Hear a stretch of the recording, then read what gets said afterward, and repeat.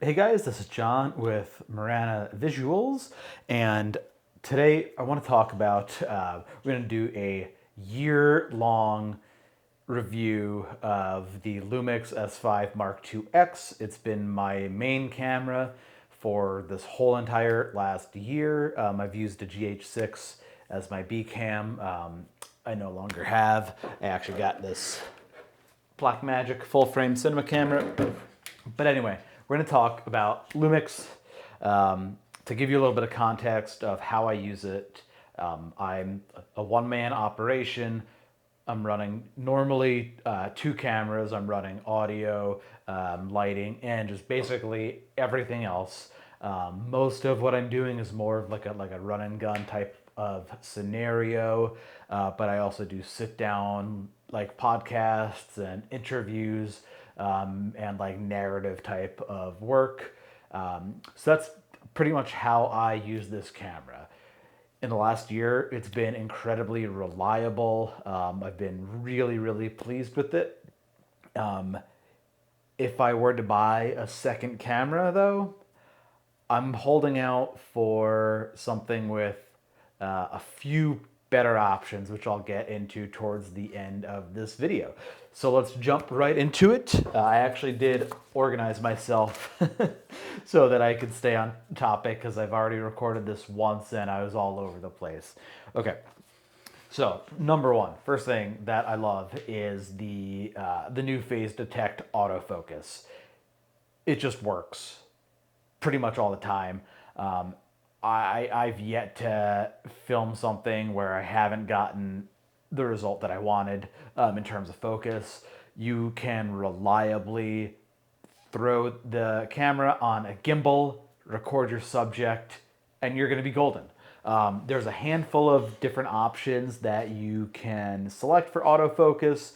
I don't really change it. I think I just keep it on like one area zone, which for my purposes, recording one person has been terrific. Starts to get a little bit murky when there's like multiple, like over 5 people in the shot. Then you got to change things up a little bit. But yeah, autofocus has been super reliable. Love being able to count on it. It even works pretty well in the low light as well. So yeah, that is number one, autofocus. Super reliable, which is great when you're a solo operator. The next thing is just going to be the colors that come out of this camera. I mean, the image is just, it's very visually appealing. Shooting in Vlog, really easy to work with. I can color match it to a lot. And it's just a super simple format to work with in post. All the colors look great. My main client, they actually, they contract me, but they're generally shooting on Sony's, like the FX3. They've been loving the footage that I'm giving them out of the Lumix system. So that is really fantastic. Love the colors that come out of this camera. Okay, so the low light performance on this camera is, I mean, it's incredible.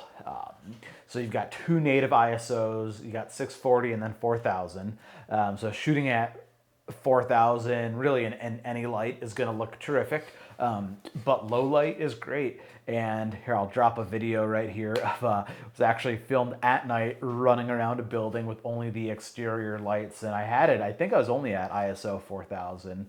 But you can reliably go up to 8,000, 12,000. At 12,000, you'll want to do a little bit of noise reduction in post, but like you can get the image, which is incredible. So, and if you're tasked with like, we need this footage and we know it's at nighttime and we know it's going to be dark, the footage is going to be acceptable without running it through denoise, because I think there's an expectation, look, it's nighttime, so you do the best that you can do.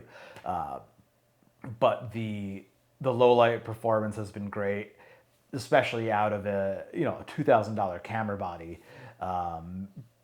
That's incredible to be able to work. It's not quite up to the standard of something like the FX3, but it's also half the cost. So that's fantastic. So Yeah, that's the third reason. Honestly, that probably should be number one, but it isn't. So next thing is the 6K open gate recording format. I love it. It allows me a ton of flexibility in post, but it also allows me to tell my client, hey, pay me, you're basically paying one price and I can give you two deliverables. So being able to provide more value than my competitors is really nice. Don't know how long that will last. As new cameras come out, I'm sure they'll do the open gate thing. But it makes it really simple. And of course, you don't need OpenGate to be able to do a vertical crop. It just makes things a lot easier. I know in like DaVinci, I can just duplicate my timeline, use the vertical resolution, smart reframe, and like my job is done. So that's been awesome. And then the 6K image itself allows you to punch in a ton in post. So the framing is a little bit less critical than if you were in 4K or just full HD. So the mode dials and the customization on this camera are really, really, really nice.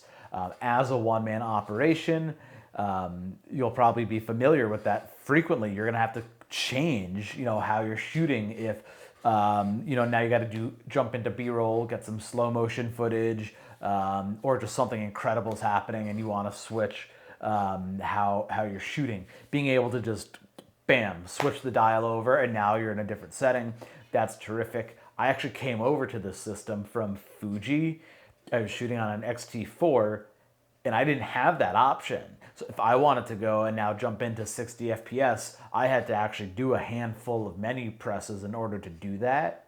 So it's really refreshing to me to be able to just do click the mode dial over. I love that. SNQ, and then I will, I'll have one mode will be for, like 5.7K, ProRes, and just all these things. So it just makes it really, really simple when I'm on location to do what I need to do. And I love that. Okay. So the exposure tools that you get out of this camera are really, really great. So you get the histogram, of course, but then you also get Waveform, which is really, really nice to have.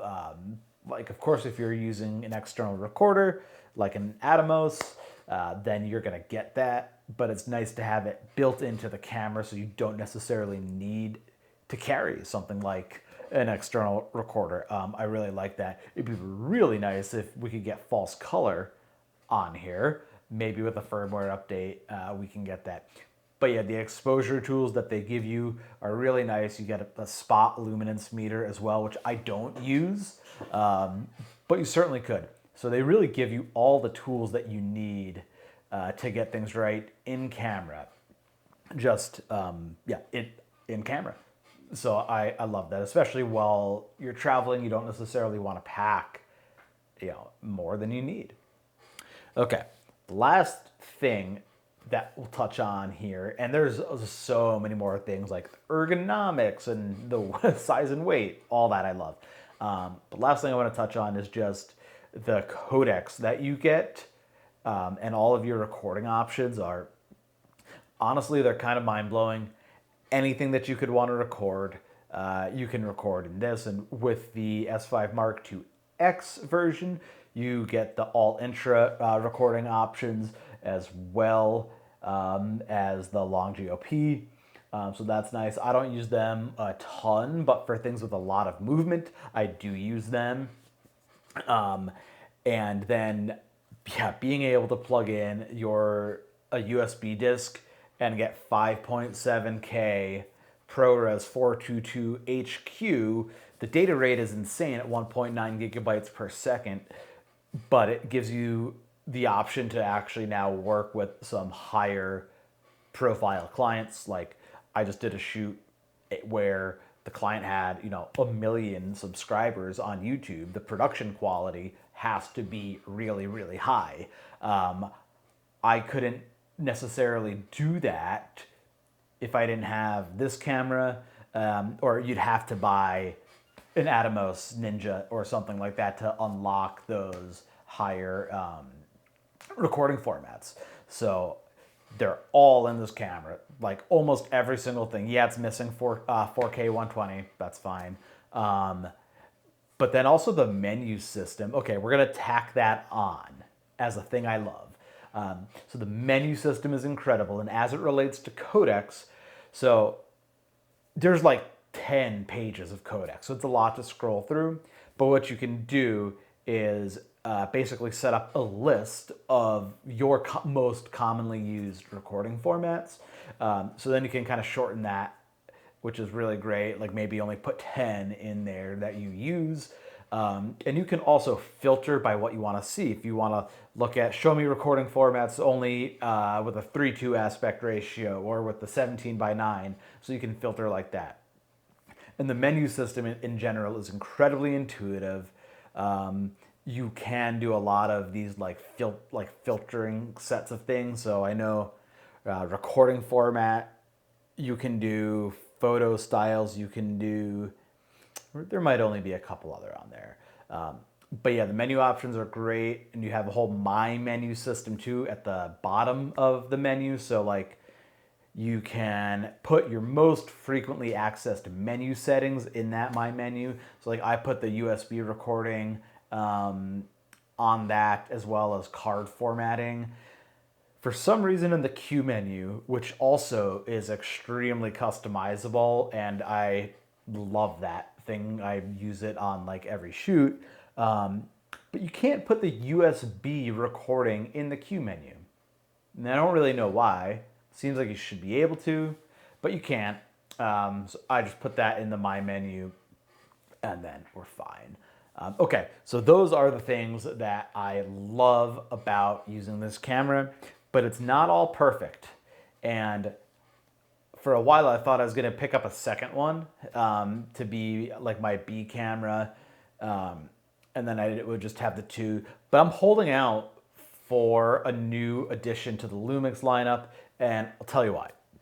Okay, so things I don't like is, know how I said the autofocus is incredible? And it is, but you lose that phase detect autofocus when you jump into the SNQ mode or 60 FPS, and that's a bit of a bummer.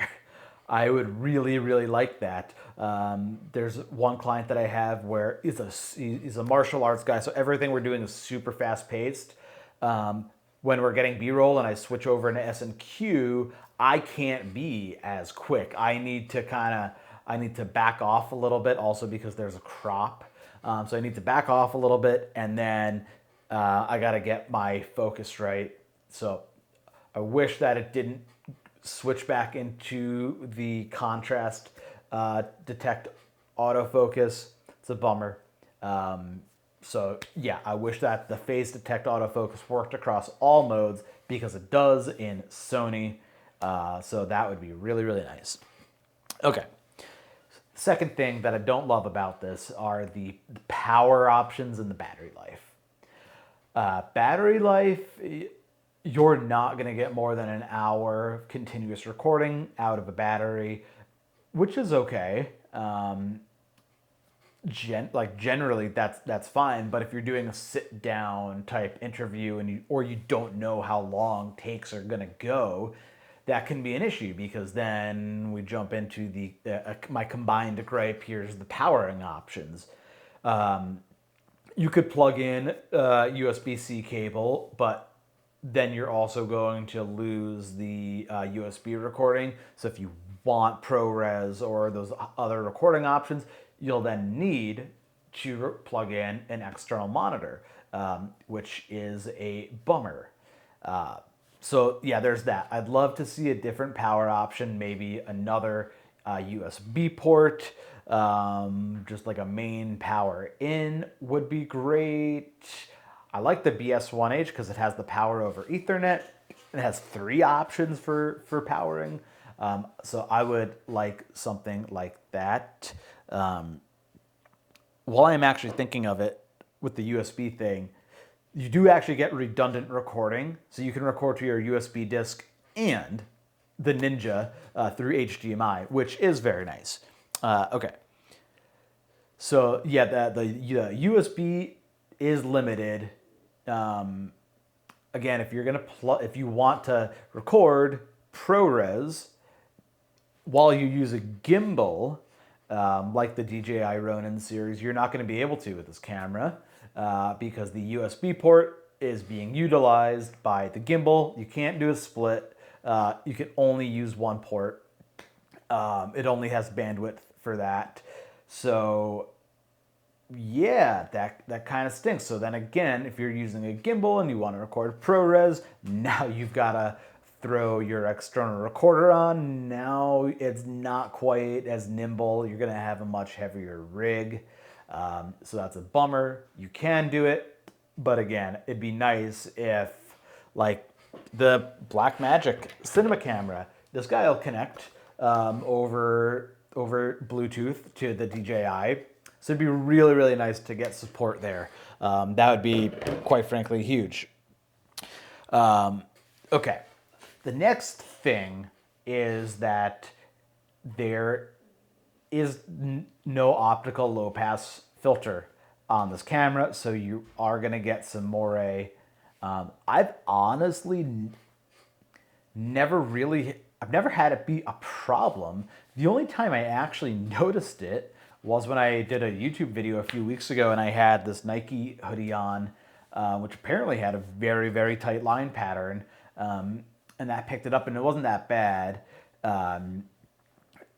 But as someone that I'm mostly filming in nature, or like I don't do weddings, I don't really do anything formal. So things like people wearing suits or that type of pattern, that doesn't pose an issue for me, but it's going to prevent me from buying a second body of this style. Something that I want to be my A cam is going to need to have that optical low pass filter. The Blackmagic camera has it, but it isn't going to be my A cam because it doesn't have, it doesn't have any autofocus. So yeah, definitely in a new body, I'm going to need an optical low pass filter, hands down. You can now send it into Kalari and they'll install one for you, but that is going to be, it takes like probably a month, maybe 6 weeks to get it back. Okay, the last thing is that I wish that it could record internal ProRes. It can, but only at HD quality. And that generally isn't good enough for my clients, so I'm not going to record in 1080p internal ProRes. This is because it has the dual SD card slots. There's no CF Express slot in here, so you can't get that higher bandwidth, that higher data rate internally. So yeah, it's a little bit of a bummer, but it wouldn't prevent me from getting a second camera of this style. The other things would, though. All right, so that's it. And I've used this thing for pretty much a full year. I mean, I got it right when it came out. I put a pre-order in, I think, a year ago. I've used it a ton. It's made me a ton of money. I'm actually now a full-time videographer, which I wasn't when I first got this camera. Yeah, it's been really nice. I love the Lumix ecosystem. I love that they continue to support with firmware updates. And they just, I'm recording this video on April 11th. They just announced a huge firmware update with improvements to autofocus, but also camera to cloud, which is fantastic. So I love these free and frequent firmware updates. I'm a huge fan of that, and I love the Lumix ecosystem. I'm going to stay in it for the foreseeable future. So hopefully this helps you make a decision. If you've been thinking about picking up this camera, at this point now you can get a great deal on one. Definitely get one. It is a fantastic camera. And that's all I have. So if you found this helpful, please give me a like and subscribe. It would mean a lot, and we'll see you on the next one.